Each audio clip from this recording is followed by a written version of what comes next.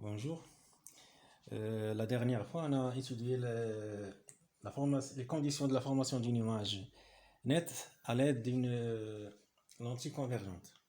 Maintenant, on va étudier la variation de la position de l'image. La variation de l'image lorsque la position de l'objet varie, c'est-à-dire lorsque la distance entre la lentille et l'objet varie. Donc, comme vous voyez, on a un dispositif, une lentille convergente, dont la distance focale est égale à 25 cm. Ce point-là, on présente le foyer objet. Et par symétrie, on a f', là vous l'avez ici, à 25 cm de la lentille. On présente le foyer image. Ce sont deux points symétriques par rapport à la lentille. Bon, l'objet, voilà le voilà. Il est sous forme de deux lettres F et T. Et la lettre A que vous voyez ici représente la position de l'objet par rapport à la lentille. Donc, dans cette position-là, l'objet se trouve à 100 cm, à 100 cm de la lentille. Donc, première expérience. Dans ce cas-là, on a pris un objet, comme vous voyez ici, à une distance égale à 100 cm. Et la lentille utilisée, c'est une lentille de distance focale égale à 25 cm. Et dans ce cas-là, l'objet se trouve à une distance supérieure au double de la distance focale. Bon, maintenant, d'après les conditions de formation d'une image nette, il y a formation d'une image. On va chercher cette image. Voilà, je prends ici un écran. Je vais essayer de trouver la position de l'image. Je rapproche. L'écran a une position bien déterminée.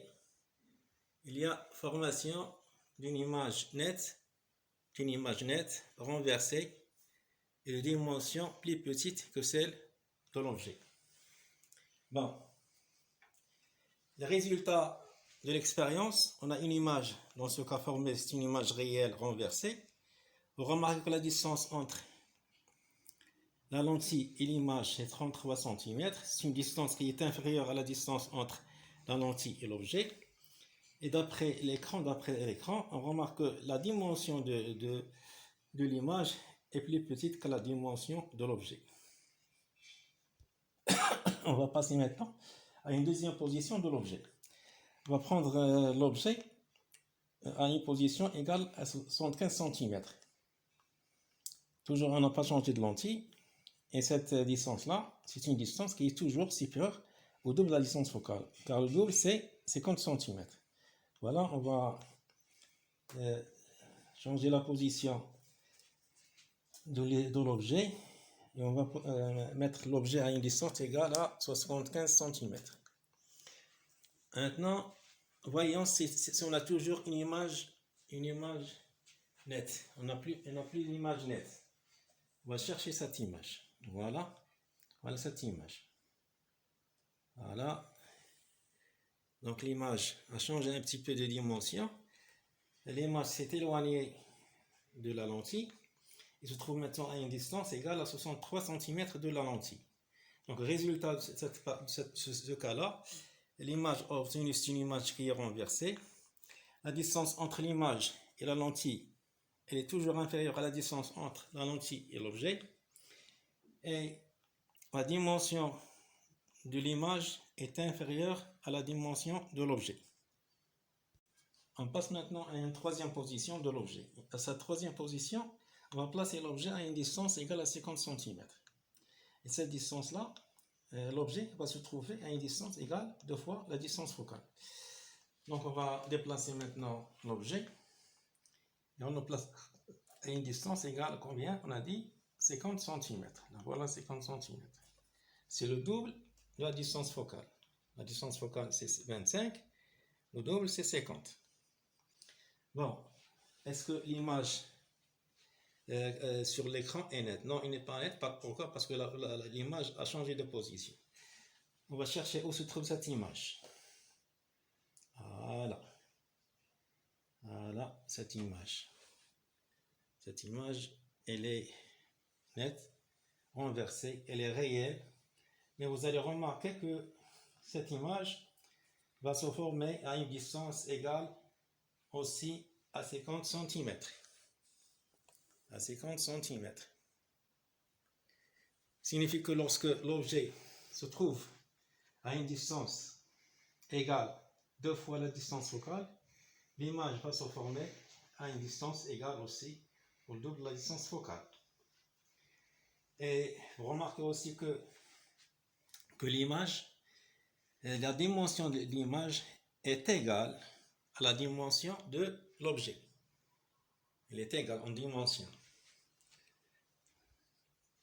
Donc, résultat.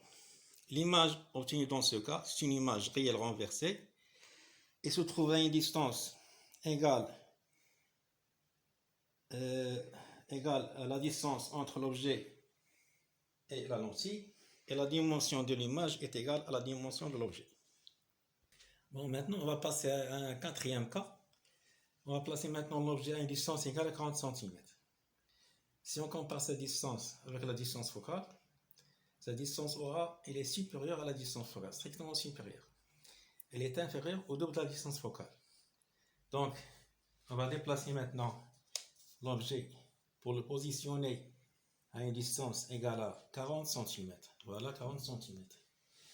Position 40 cm. Observez bien sur l'écran, est-ce que l'image est nette? Elle n'est pas nette. Donc, ça signifie que l'image ne se trouve plus à cette distance. On va faire la mise au point et chercher la nouvelle position de l'image. Voilà, la nouvelle position.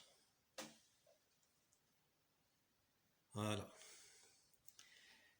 Donc, comme vous remarquez, l'image elle est toujours réelle, renversée, de dimension maintenant et de dimension plus grande que celle de l'objet. Vous allez remarquer que la distance entre la lentille et l'image est plus grande que la distance entre la lentille et l'objet. Donc le résultat de ce cas-là, le résultat, on a une image réelle renversée. L'image se trouve à une position plus grande, c'est-à-dire une distance plus grande par rapport à celle de l'objet, par rapport à la lentille. La dimension de l'image est plus grande que celle de l'objet.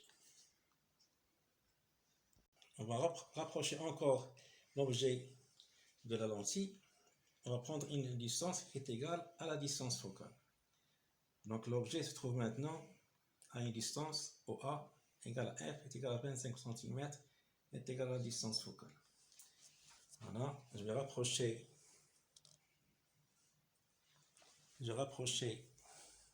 l'objet à cette distance.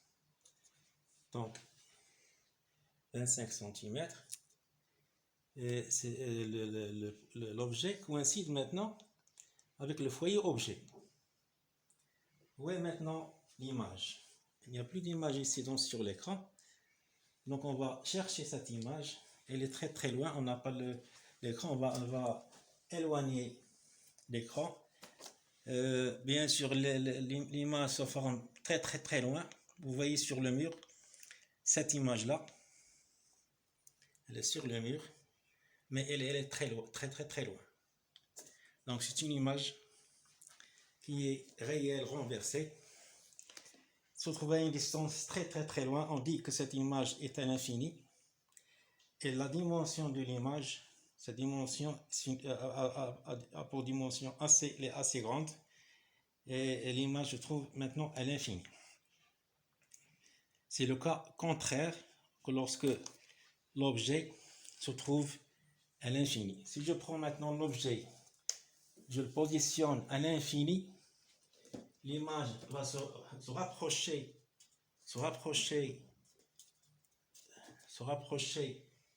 de la lentille, et lorsque l'objet se trouve à l'infini, l'image va se former proche du foyer image, et exactement à ce point-là lorsque l'objet se trouve à l'infini. Bon, maintenant, on rapproche la dernière position. On a placé l'objet à une distance égale à la distance focale, c'est-à-dire que l'objet coïncide avec le foyer objet. Dans ce cas, on a vu que l'image était à l'infini. Donc, il n'y a pas d'image plus loin que l'infini. On va maintenant rapprocher l'objet de la lentille. On va positionner l'objet à une distance inférieure à 25 cm, c'est-à-dire on a pris ici 15 cm. Et si on place l'image, l'écran à n'importe quelle position, on ne va pas trouver cette image. C'est-à-dire que l'image formée dans ce cas-là, c'est une image qui n'est pas réelle, c'est une image qui est virtuelle. Et cette image-là, elle va se former du côté de l'objet. Elle va se former du côté de l'objet. À ce côté-là. Cette image, c'est une image qui est virtuelle, droite, et plus grande que l'objet.